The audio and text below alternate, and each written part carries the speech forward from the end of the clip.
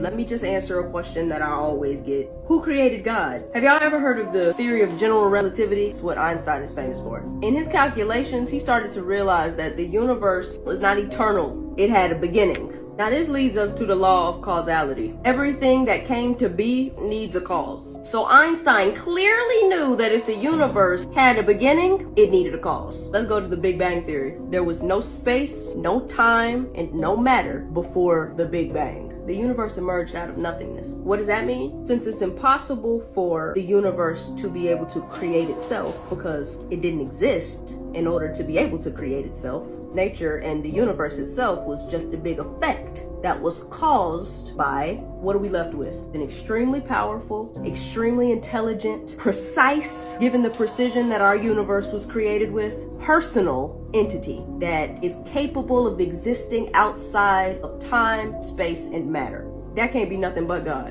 And for people that are like, okay, well, how do you know that it's like Christianity's God? There's only one God. But there's a very famous astronomer named Robert Jastrow. His credentials as a scientist are impeccable. Being agnostic, he's not even a Christian. He said that all of the essential elements of the Big Bang Theory line up with biblical creation.